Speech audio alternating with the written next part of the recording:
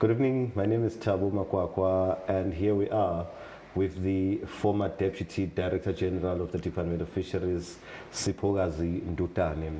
Now, Siphokazi Ndudane has actually been on the news. You've been making headlines as far back as 2016 when you got appointed in February, if I'm not mistaken. Can you tell us a little bit about your academic background before we get on into other things? Wow, interesting, yes. Thank you so much, and good evening to everyone.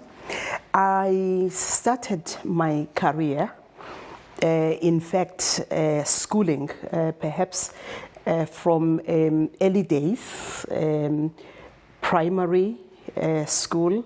I went to a Roman Catholic church. So at the age of 7, I went to a boarding school. I thought my parents were being brutal to me at the time, but circumstances were such that because I was raised by a single parent, my mother had to go back to university because she couldn't finish university. She had to go back. She then got a job in a different place. At that time, we had the former homelands. So I was born in the Transkei, Mount Frere. Then my mother had moved to the Ciskei to start up teaching there and everything. In the Eastern Cape, all in the Eastern Cape. I hail from the Eastern Cape. So circumstances were such that I go to a boarding school. It happened to be a Roman Catholic, very strict environment, very principled. Everything is done on time. You wake up at a particular time every day. You go to school at a particular time. There is manual work to be done on a daily basis. So this is the upbringing or things that I got in my early ages. Then I went further to secondary, primary school in the Transkei, then Fairfield Junior Secondary, which the principal of the school happened to be my aunt. And then I moved to my high school, to St. John's College in Umtata. Quite a school, that was very focused, very good school. If I were to say among the best performing schools, the current principal there is Mr. Magaqa, who happened to be my biology teacher at the time. And the school is doing quite well even now. Then from there, I moved to Fort Hare to do my BSc degree in zoology. I majored in zoology and chemistry. So I did my schooling there. And then I further when I finished at Fort Hare, I went to study a master's degree. I did my BSc and honors both at Fort Hare, yes. Then I moved to study a master's degree in Norway, the Royal Kingdom of Norway, University of Bergen. That's where I went to study for 2.5 years, focusing on fisheries science and fisheries management. So I've got my master's degree, fisheries management from Norway. So I returned from Norway, work in the department, same building, by the way, fisheries. At that time, it was known as the Department of Environmental Affairs and Tourism. Then I worked there just for a year, and I went to work for the National Research Foundation in Pretoria. That was my first move to Gauteng, which I really liked and enjoyed. So I stayed with the NRF for almost 7 years. And then I returned to Cape Town when I was taking up a job in Stellenbosch University at the business school. They were establishing an institute called the Security Institute for Governance and Leadership in Africa. And then I was appointed as the director of the institute. So basically we were working on maritime issues of maritime security, and I was working closely with the Faculty of Military Sciences at Saldanha. Very good 3 years that I spent at Stellenbosch University at the business school with Sigler.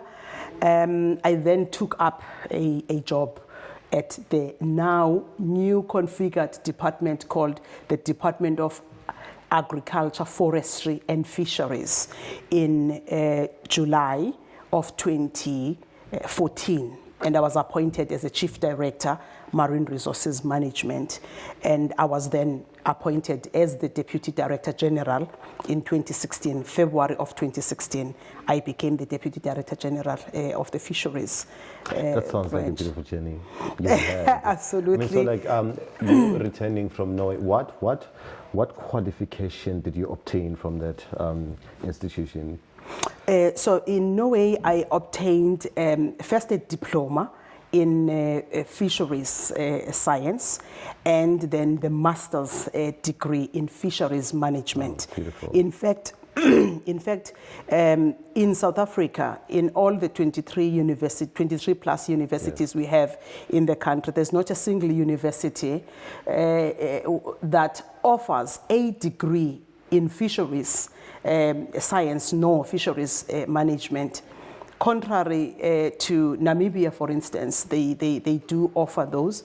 Sadly, for South Africa, we don't have such qualification. Funny, we've got so much water space around us, being at the tip of the world, surrounded by the Atlantic Ocean, the Indian Ocean, and the Southern Oceans. But I must indicate that Rhodes University does have some modules in particular, well, UCT as well to an extent, but you don't have a degree. No university in South Africa offers a degree in fisheries management. Well, sadly, I'm hopeful that things can evolve and curriculums can change, and perhaps some universities can get into that, because there is a critical need for specialization in fisheries science.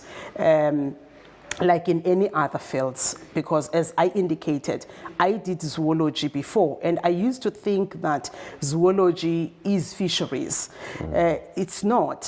Fisheries science and fisheries management goes beyond just that than zoology. I, for one, was not aware that we actually do not have, some type of qualification, in the marine, dealing with the very same that you had to go to. No, it is not. It is not. In fact, it is the reason why the then minister crafted this opportunity. Which minister? The minister in 2000. I think the minister at that time would have been Martinus van Schalkwyk, I think. Right. I think so. I think either Martinus van Schalkwyk or Valemosa. I'm not very sure. Okay. But the program was crafted by the need and the realization that we need specialization in the field of managing fisheries. Okay. So this was a jointly funded program by the Norwegian government and a little bit by the South African government, but the bulk of it really was funded by the Norwegians. And those that know the space of marine science and fisheries, Norwegians are the best, are among the best in the world. So I am really thankful indeed for an opportunity that was afforded to me by my country, by my government, to afford me such an opportunity to expose me into such a space and into such a field of study. I really fell in love immediately with this space, absolutely. In fact, even from Fort Hare, I really got introduced a little bit to the marine science side of it. In particular, when I was doing my honors degree, we had our lecturer whom we loved so much, Professor Rod Barley at the time, who was at the zoology at Fort Hare, who really did his best to expose us and to explain to us that it is further than zoology, it is further than ecology, it is far much more bigger. But it was when I got the opportunity to go and study in Norway, when I started to see that, in fact, fisheries is an economy on its own. It is such a massive space of an economy. I was actually going to come to that, wanting to know the fisheries as a sector and your views around that. Fisheries is a fascinating sector.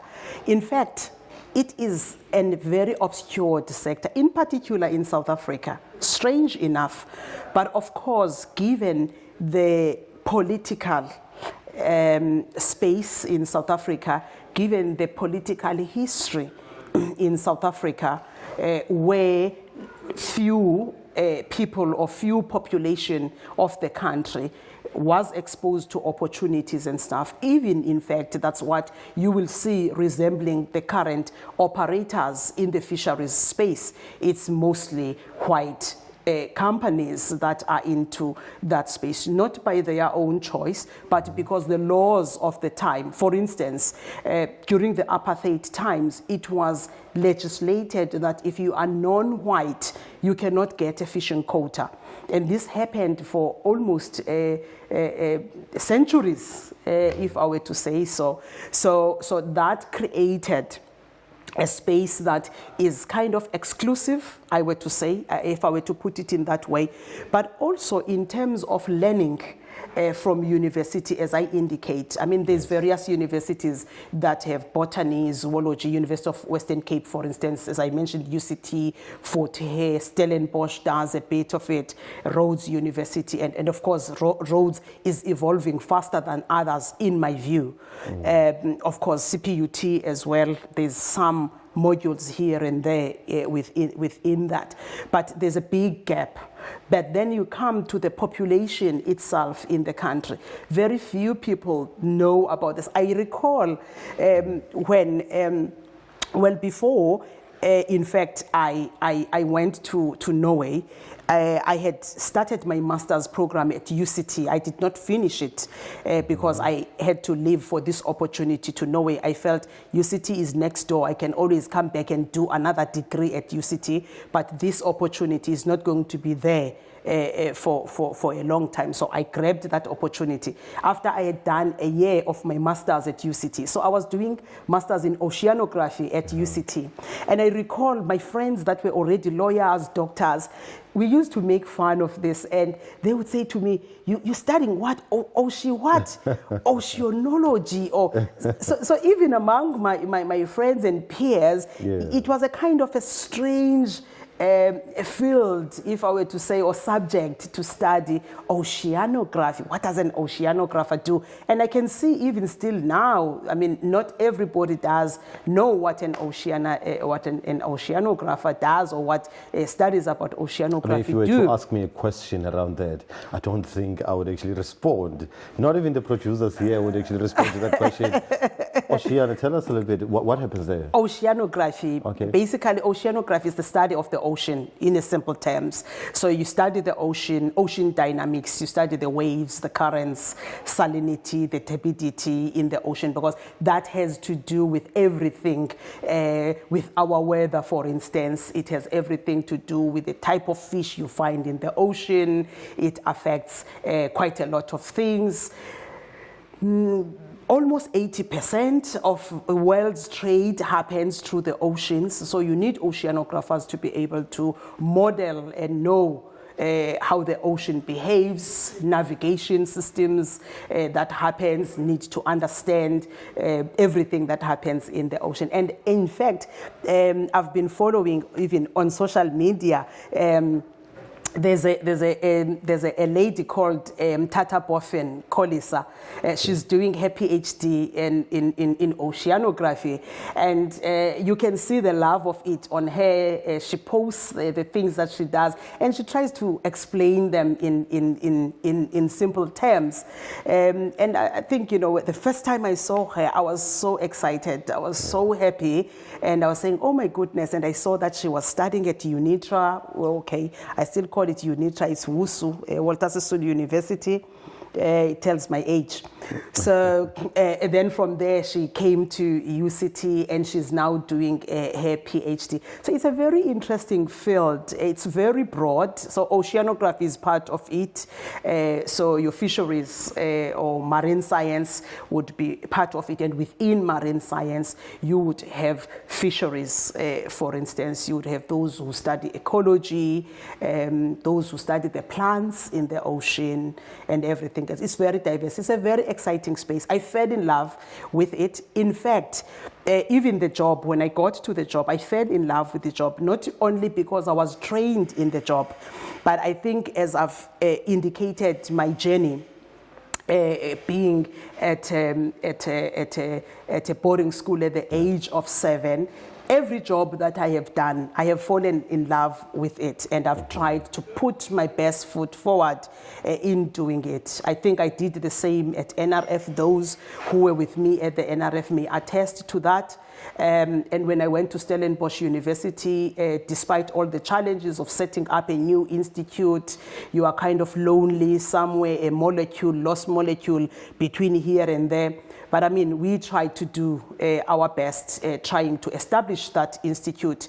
I managed to get the former president of Mozambique, President Chisano. Yeah, Chisano. President Chisano. I managed to get President Chisano to become the patron of the institute, because we're trying to launch an institute, trying to raise a profile of the institute. And in fact, because President Chisano has done a lot of work in mediation in various parts of the continent, and we were talking peace and security, maritime security, governance and leadership. And President Chisano at the time was the first former head of state of Africa who had received the Mo Ibrahim Leadership Award. So it was quite befitting to kind of have him becoming the patron of the university. We managed to do networks with other institutions, like in Turkey, for instance, Coventry University in the UK, and we managed to send a number of our staff members and the students at the military academy. I am hopeful those programs are still continuing. Yes. Very capable people that are leading that space. I'm hopeful they are still continuing. So these are the things that I've done. So in every job that I have gotten into, though it was different from fisheries per se, but I had I get into job. That's my tendency. I get into a job, I love the job, and I deliver on the job. Ladies and gentlemen, the former DDG of Fisheries, Yes. it's actually Agriculture, Forestry and Fisheries. Yes. Siphokazi Ndudane. And, I can tell with the passion, the fire that burns when you explain your journey through thought, from your varsity life to your professional work. This is a beautiful case. But, there is controversy around you. Absolutely. And I think everyone else would be interested in actually getting to hear you, because often we see one side of the story being told about Siphokazi Ndudane and what happens.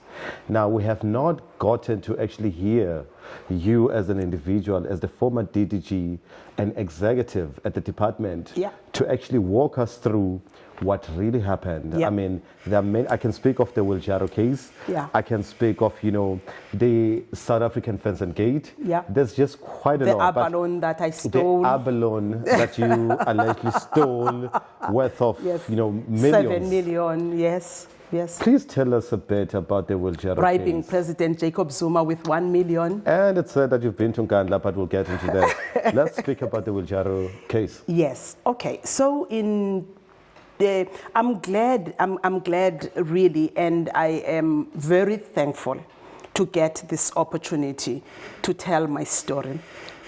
There's an African proverb. Some argue it's a Swahili proverb. Some argue it is not Swahili. So I'll stick to it being an African proverb. But there's an African proverb that says, until lions get their own reporters, all stories about hunting will always glorify the hunter. So Period. it's such a wonderful opportunity for me, and I'm really thankful to you, Thabo, and your team, to want to hear my story, because my story has been told by so many journalists. I can count Virginia Klepe of The Citizen. I can count Sipho Masondo. He was with the City Press at the time. He's now with the Sunday Times. I can count Kefas of the Sunday Times. I can count Bobby Jordan with the Sunday Times. And I can count an evangelist. There has been an evangelist that has been telling my story in an truly evangelical. I was raised in church, so that is why I'm going to talk Yes. in this vein. I was raised in church, grew up in church, and grounded in church, and most of who I am reflects my upbringing. So there was an evangelist who was saying my story in the manner she wanted.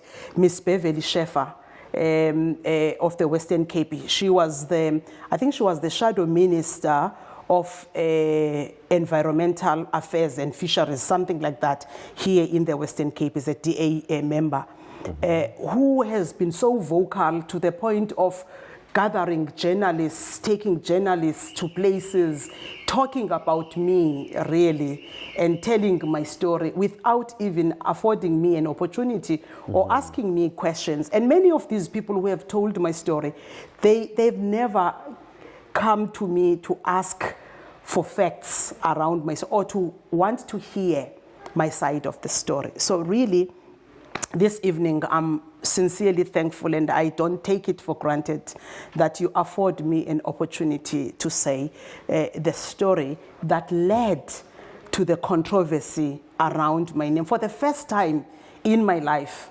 the places I've worked at, I've counted now the National Research Foundation, I've counted the business school, Stellenbosch, and other places. And in my working in those places, I worked with various countries in the continent and outside of the continent. So I've got a very huge global network of colleagues, of friends, and everything. And this controversy came in 2016. When I got appointed as the Deputy Director General in the department. Yes. Fisheries, as I indicated, is a very important sector obscured, but it is also carefully organized into an organized chaos. Okay. Various role players that are part of that organized chaos. The fishing industry itself, because there is a need of maintaining the status quo. We benefit from this resource, we make money from this resource, we buy yachts from this resource, we might even buy islands and everything from this resource. So any disturbance that is seen, or anything that is seen to be a disturbance, or anybody that is seen to be a threat in changing or destabilizing the status quo, obviously it becomes a problem. Yeah. But a greater side of it is politically driven, because you have got politics that govern everything. And Thabo, let me tell you, my story centers around politics. Unfortunately, I am not a politician, and I do not have any ambition in my life to become a politician. I am a pure technocrat that was employed as an administrator in a department. I was trained in the subject matter. I got in the job and I want to do the job. But one of the things that the Norwegians taught me when they were teaching me fisheries management, I recall the last week of our teaching, our professor says that all that we have taught you in these 2.5 years is in the textbook. Now you are going out there in the world, you are going to be fisheries managers. What you will experience is definitely not what is in the textbook, and is definitely not what we have had an opportunity to teach you. And he says, the last ceiling to fisheries management is politics. And he says, when politics bend to the right, fisheries management has to bend to the right. And when politics bend to the left, fisheries management has to bend. So they say that the politics govern fisheries management. There I was young, fresh, thinking that no, politicians there, no, there's nothing that politicians can do. And I mean, I grew up a very outspoken child. I grew up without fear. I never had this thing of being scared of an individual. I grew up telling people what I want to tell them, whether they were older or whatnot. I never had this thing that, oh no, you cannot say this, you cannot say that. As a result, that's how I am. I don't speak behind people's back. I say it to you as it is. Directly. You like it, you don't like it, but I say it to you. So I thought to myself, yeah, no, even politicians or politics shouldn't have space in this, shouldn't dictate what. Little did I know that indeed fisheries economy is about politics. So I thought it was about science, it was about this, it's about politics. So this is how the politics got, or this is how I was caught in a crossfire of politics, because I really believe I got caught in a crossfire of politics. So 2016, I am appointed as Deputy Director General of the Department of Fisheries in February. 5 months later, 1st of July, Mr. Mike Mlengana is appointed as the Director General. 5 months later. So 1st of July. On the third week of July, after his appointment, third week of July, 3 weeks into his appointment, he comes to Cape Town and he invites me to meet him at Western Hotel. So there I am, naive, believing that, okay, no, the DG wants to learn about the department just to know, you know, as a newly appointed Director General. I decide to take a male colleague with me and mark that. I decide to take a male colleague to accompany me to this meeting, Justice. I take Justice with me. We go to this meeting at the Western. First thing... Before you carry on, yes. Who is Justice? Justice used to work in the department. He was reporting to me at the time. He was then acting Chief Director, Research and Development in the department. So I requested him to accompany me to a meeting with the DG.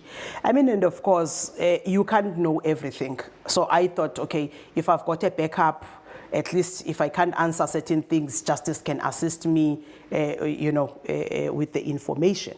We get to Western Hotel. The DG, directly up front, he says to me, literally, he says to me, look, the former minister of this department used to profit from Abalone, sale of confiscated Abalone. I am told that she would go to Sentin, in a boutique in Sentin, with money in black plastic bags, and the shop will be closed, the boutique will be closed, and she would buy clothes and everything. I don't know if this is true or not, and I thought it's not my job to find out. So this is the DG telling This is the you Director General saying this to me. In a meeting, I'm supposedly thinking in my naive mind that it is about to discuss the department. Now, I think, Thabo, I must pause here and emphasize that I was taken aback when he gets to a point where he says, I want you and me, Siphokazi, to work together to profit the same, because I want you to make sure that by the time you leave civil service, you are not poor. You must make sure you are very rich by the time you leave civil service. Ow. Is this a Director General? Now, I think, look, what shocked me most was the assurance and how free he was saying this. You know, sometimes when you say something, you know it's not right. Maybe you whisper it. Say, hey, Justice. When Justice leaves, let's talk something. And you know, when you say it, maybe you will whisper it. I don't know. I don't whisper anything, but I'm assuming that when people want to do wrong things, they whisper them at least. They wouldn't say them boldly as that. And maybe just to get this on record, when the former Director General, Mike Mlengana, was now narrating the story to you, saying that by the time you leave the department, you should not be pure. I must be And rich. the previous minister, the Dan previous minister, who was he or she? Because they referred to this minister who was the previous minister is what was Minister Tina Chomat. Before Minister Zokwana, it was Minister Tina Minister Tina Chomat Peterson. Tina Chomat Peterson. Yes. Now I'm my tongue. Here's former Director, General, the then current. Yes. saying He's to you saying that this to me, and then he is asking me to collaborate with him 3 weeks to into his achieve- appointment. 3 weeks he's in the job to achieve same. Now,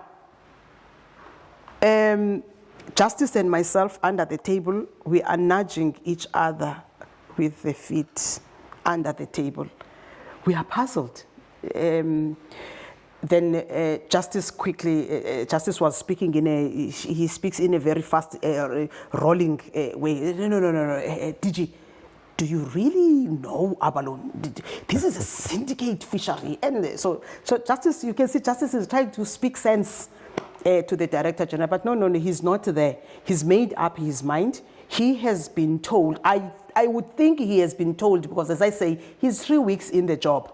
I don't know where he takes this information and how and who is telling him that he can become rich and me too can become rich by profiting from confiscated abalone. Nonetheless, I make it very clear. Just to, before we carry on, I feel like all the viewers at home would want to know, what is this abalone? You keep referring to the abalone. What is this abalone? Okay. I mean, a lot of people have no idea what's happening. So an abalone is a clam.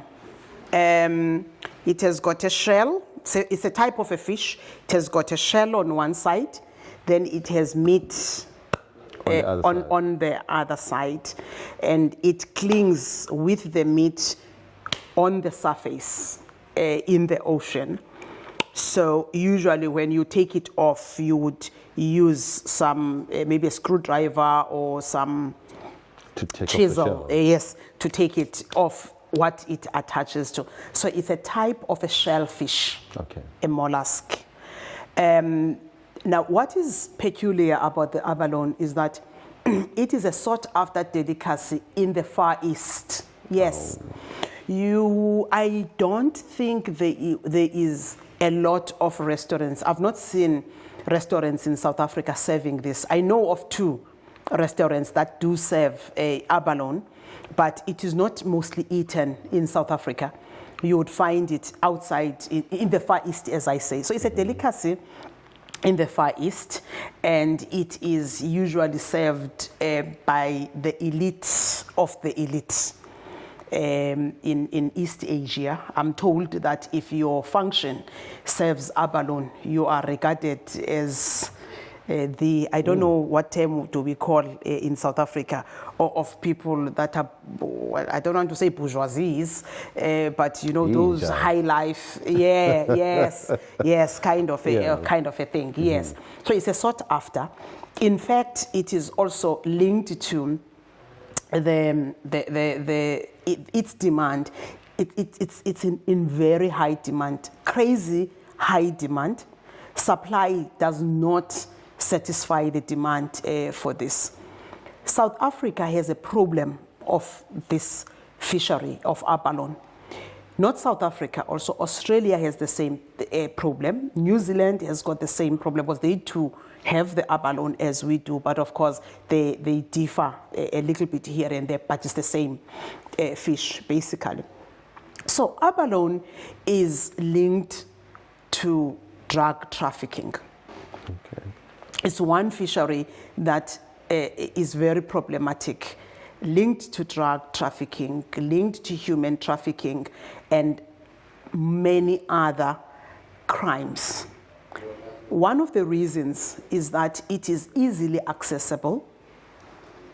It sells, it fetches a high price, and there is a huge demand for it. So to catch abalone, you don't need a vessel. For instance, if you were to catch hake, they're further in the ocean, we call it offshore, where you would need a boat of 20 million and you must be at sea for maybe 28 days fishing it. No. Catching abalone is simply a day trip. You can get in your dinghy, just get there, dive, and pick it up. So it's very easily accessible. And as I say, it clings on the surface, or maybe the rocks or whatever, where it clings at. Now, unfortunately, it then becomes the source of black currency. The East has got an oversupply of drugs.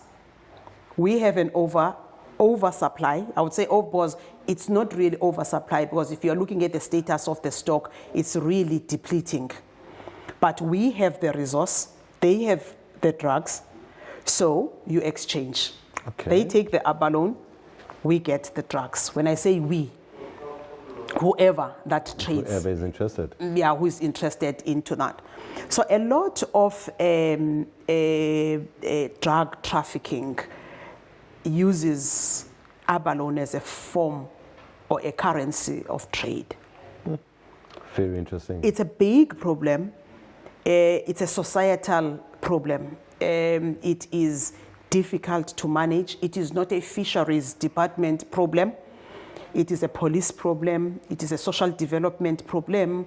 It's a problem of education, because you get children hooked up in drugs who just simply chooses to go there, take this apple so that they can fix their desire at that particular time of the drugs. Of course, then you get your middle traders who do it for a living, and then you get the highly organized syndicates, that live in lavish suburbs or in Camps Bay and everywhere, who have runners everywhere who do all the dirty job, and then they get their money, just like it is in drugs.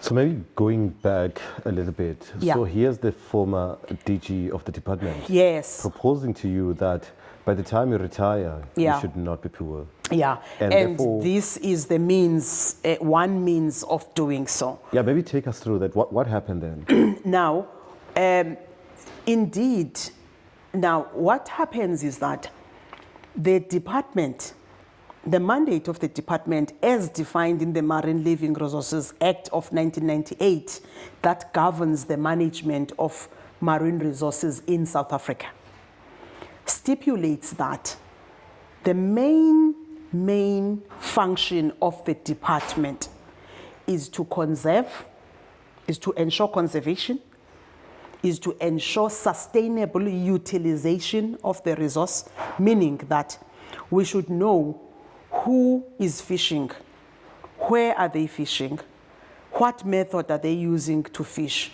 where are they selling that fish, when are they fishing it, and which areas are they fishing it. That, in summary, is fisheries management. You need to know who is fishing, how they are fishing, because all of that is regulated. Now, the function of the department is to make sure that the fish remains in the water until it is taken by those legislated or allowed to do so through fishing permits. Now, what the department has done in the very long past, which is the organized chaos I'm talking about, the department has shifted over the years to focus in ensuring that they safeguard the ocean so that the fish does not leave the ocean illegally. The department shifts focus and shifts energy to running after catching those who have already taken the fish. And this is what I've been saying in numerous occasions, that once the fish leaves the ocean, the water, it's dead. You have lost the war. So you cannot reward people because they have caught 20 poachers. You should reward people for making sure that the 20 poachers don't get to the water and to take the fish in the first place in an illegal way. So the department has, over the years, developed the mechanism of running after the people who have caught this fish illegally, the abalone, keep it in the stores of the department in Pardon Island, auction it. So the department is basically running an illegal trade. So it's like, for instance, Tabo, to make this clear, confiscate counterfeit goods, yes. The police. Then the police opens a store or a spaza shop to sell this counterfeit goods.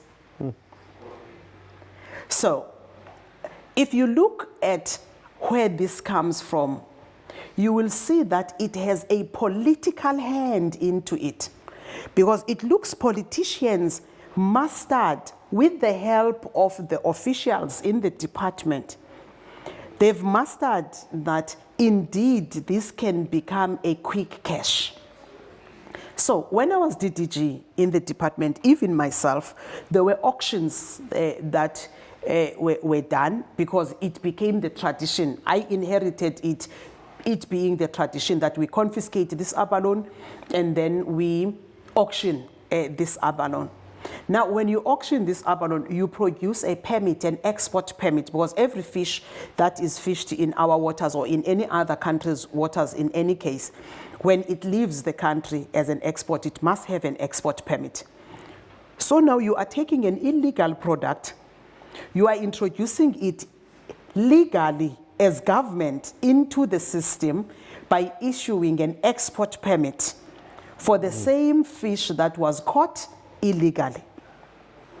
So there's a whole issue around this we will discuss in another discussion. It needs a serious discussion on its own, how this thing. But the issue is that then now this provided an opportunity. In fact, the Act does permit that confiscated, we should confiscate. If you are found with illegal fish, it must be confiscated and it could be sold.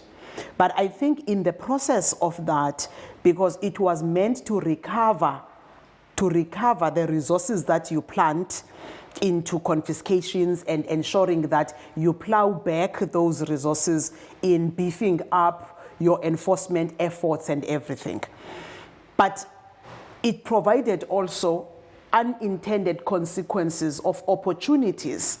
And I think the DG got into that space where he was presented with this easy, quick money-making scheme. I mean, the same DG, Mike Ndudane, introduced you to a friend.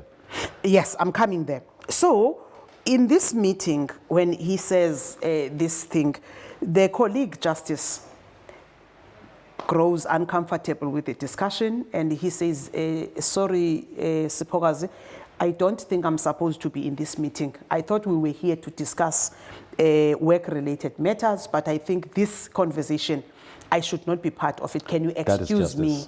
That is justice. Can I excuse me? Now, I am going to be reporting to this person for... So you felt the need to remain? I needed to remain because he's my boss, and I'm going to be reporting to him and for some time to come. Out. If I leave him, I should find a better way of living. I cannot just live like Justice, because Justice reports to me, and I understand Justice, we were together at university together. So Justice leaves, but before Justice leaves, a friend of the DG or a business partner of the DG arrives called Mr. Geshom Ramazan. Geshom Ramazan. Ramazan. Okay. Arrives in this at Westin while we're still here, while Justice is saying his goodbyes and he leaves. So the DG introduces me to Geshom Ramazan, his business partner, and he tells me that he's doing some work in the agriculture space. He wants to learn the fisheries space. I should assist him to get into the fisheries space. So it's my obligation. Before you carry on, Siphokazi, yeah, you mentioned that here's the DG sitting there, yeah, and in the middle of that session or the meeting or whatever you may call it, yeah, a man appears, yes, and he joins you. Yeah. His name is Geshom, yeah, Ramazan. Yeah. Geshom Ramazan, obviously gives you the profile of what he does. Yeah. Looking into what is happening currently in terms of, the State Capture Commission. Yeah. The relationships that Yeah. are, linked with politicians. Yeah. And now here you are sitting with a DG, with a private individual Yeah. who has got interest in the fisheries department. Yeah. Arrives. Yeah. Wouldn't you say that perhaps the man was actually a handler to your boss whom you were reporting to? No, he was. He is. In fact, I am saying this not from abstract. All that I am saying has been filed in sworn affidavits that are in the courts. It has been filed with the NPA. It has been filed with the Zondo Commission itself.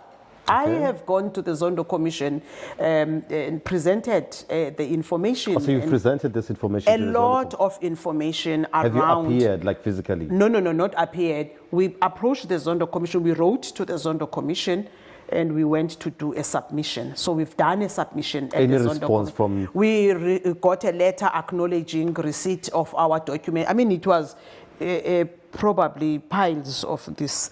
I'm sure they will get to it. And that was it. So they never summoned. They any never of the people summoned us or anything, but they did respond with a written letter acknowledging our submissions. Yes. And the evidence has not been used yet. Not yet, but the evidence has been led in court, which is what I will come to. So indeed, you are correct, which is the reason why you are reading this very correctly. A business partner of the Director General being introduced to me must get into the fishery space and everything.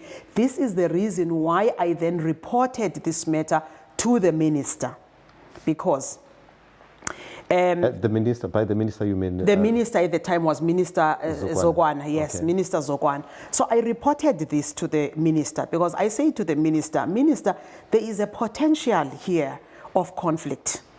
And it is not just conflict. It is a conflict that is going to be so direct with a Director General of a department, with a business partner who is going to be doing some business in the fishery space. It is a problem. So I reported it to the minister so that he can manage it. Because as I've indicated, Thabo, I'm not a politician and I have no ambitions ever in my life to become a politician. I wouldn't make a good politician at all. How did the minister receive this? So the minister,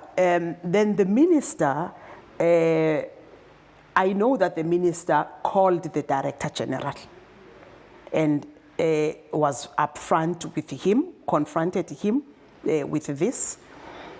This, I would say, was the last straw that broke the camel's back and the relationship between Zogwana and Mlengana. There were many other incidences before, but I think this one in particular of the Abalone was the last one. Because what then happened after that in July, this was July of 2016, him introducing Mr. Ramazan to me.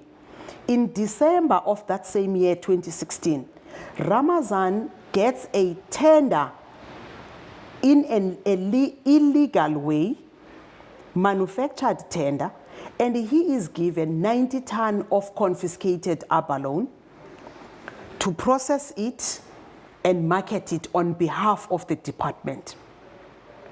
It is done in December of 2016 with the hand of the Director General.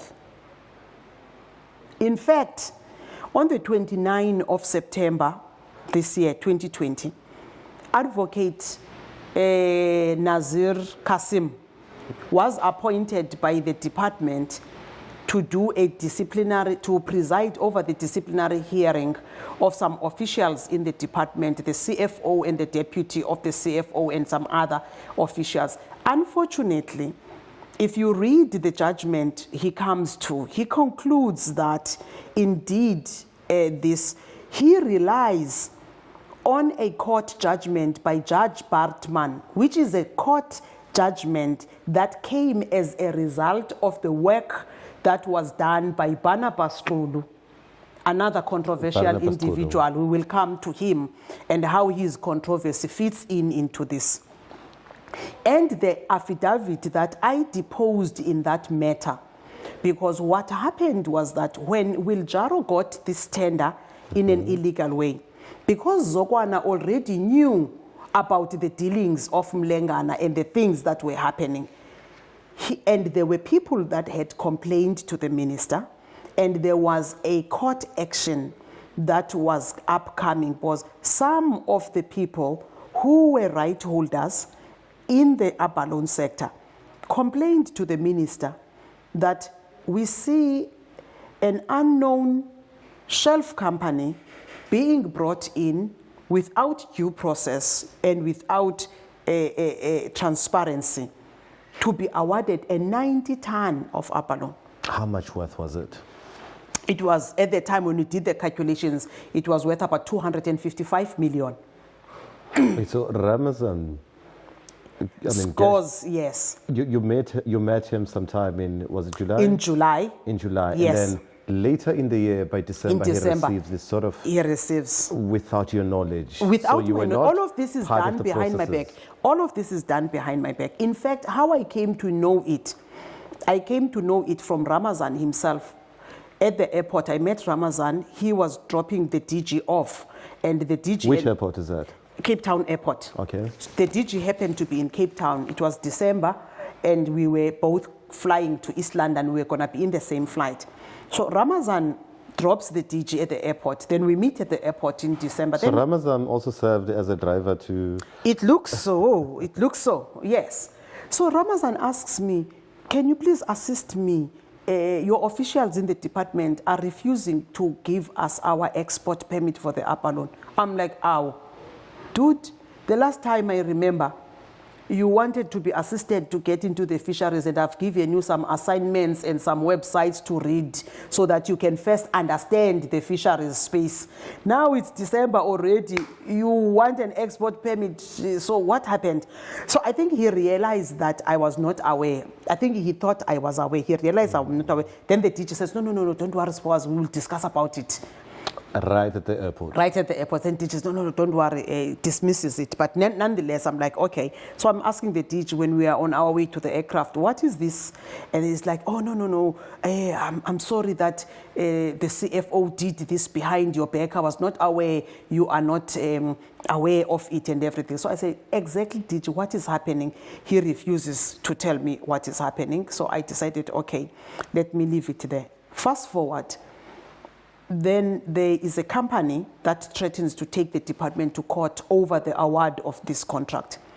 When we ask for documents in the department, there are no documents forthcoming on how. Who are you asking these documents I'm from? asking the CFO. I'm asking the director of finance, which is Ms. Nazima Parker, who was my director of finance in the fisheries. I'm asking the then acting director of supply chain, Ms. Abigail Booth. Nobody knows. Nazima Parker, who is the director of finance, she says, I'm as surprised as you. I did not know about this. CFO, nothing is forthcoming. Abigail Booth, nothing is forthcoming. The minister takes a decision in January, 20 January, to halt this tender so that there must be an proper investigation of what happens. He issues a media statement on the 20th of January that the allegations that have been brought to me as the minister around this tender, I am therefore halting this tender pending the outcome of an investigation.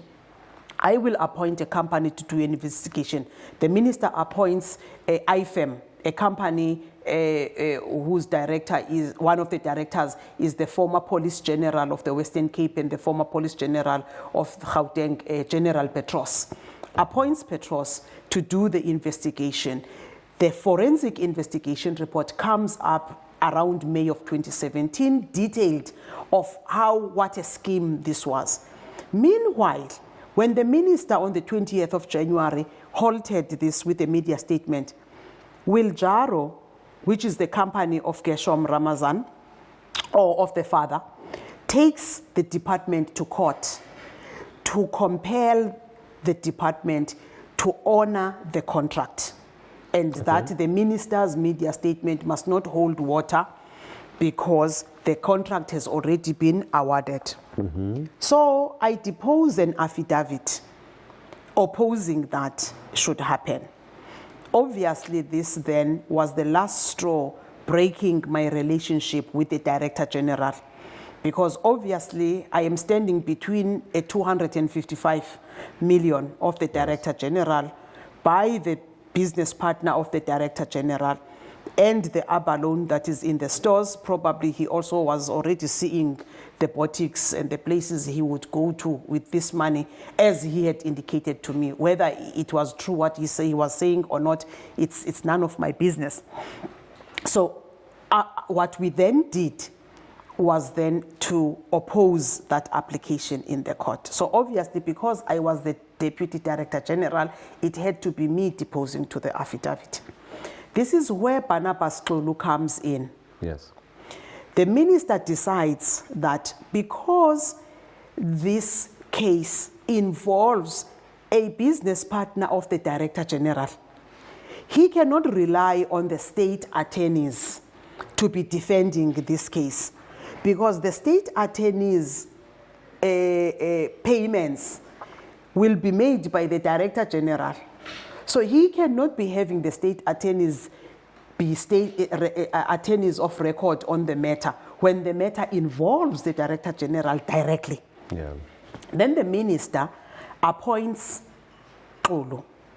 At that time, Barnabas Xulu was already appointed by the Director General, Mike Mlengana. Mike Mlengana. So he was already doing work in the department. So then the minister requested Xulu to take up this Wiljaro matter and defend it. Long story short, it was a long case in court that spanned over 2017, 2018 until last year, because 2019, they lost the case, they appealed, they lost the court, it went to the Supreme Court of Appeals, it came back to the full bench, but in summary, they lose this case with costs. Now, Who lost the case? Wiljaro. Okay. Loses this case. The judgment is clear that the contract is fraudulent, they misrepresented the facts, a lot of things in it were wrong. But another important aspect in this Thabo that frustrated the Director General, and that I believe made him to really dislike me. I'm not gonna use hate. I don't think he hates me, but I know he dislikes me. The emphasis then that I'm trying to draw into the Wiljaro case, which is a contract, or supposedly contract, that is with the department for the confiscated Abalone by the partner, business partner of the Director General. This also found its expression into the court papers, as I've indicated, in terms of the affidavit that was deposed in the court of law with regards to this.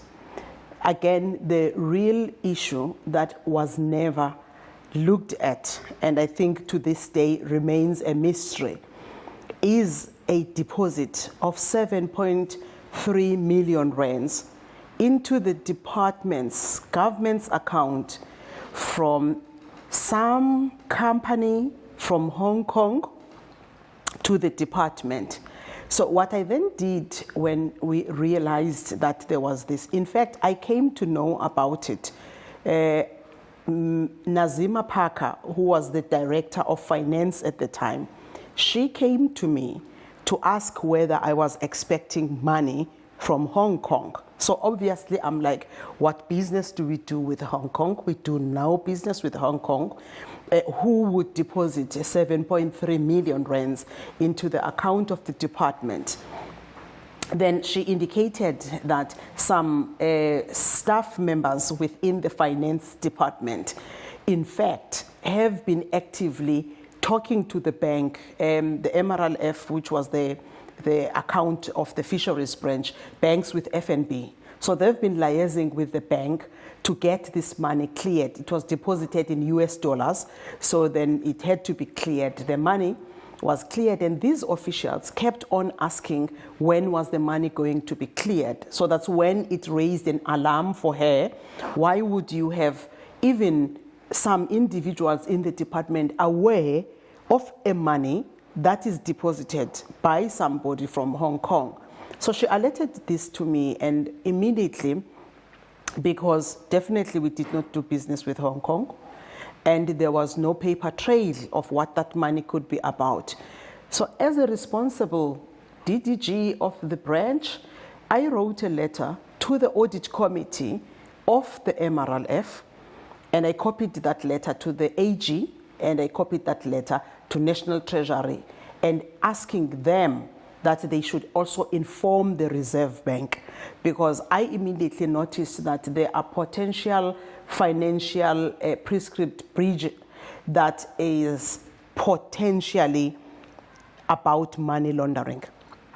Nothing else could explain what this money would be for, except for money laundering. It then transpires that Wiljaro obviously claimed that this money was theirs. They wanted the department to give them back this money. And in the middle of the litigation, we also got a letter from a law firm that was purporting to be representing the owners of the money who are in Hong Kong. So obviously this was something to be frowned upon, and definitely is one of the things that the attorneys on record at the time appointed by the minister, which was Barnabas, the BXI firm, they obviously Barnabas take Xulu. up, yes, Barnabas Xulu. Yes, they took up this matter to investigate and find out. We reported the matter immediately to the Hawks. We were instructed that we must hold and freeze that money. So immediately we created a sub-account and deposited this money into a sub-account to make sure that it does not leave the account, because it now became subject matter under investigation. I should indicate that when I left the department and when Parker left the department, the money was still in the account of the department. I am not sure what happened to that money, and I think it's a quite interesting point to look at for people who are interested to do an investigation here in terms of what happened, because it will be interesting to know if that money is still in the department, if that money has been taken out, who took it out and under what circumstances, and gave it to who. Because my understanding is that the matter is still subject of investigation.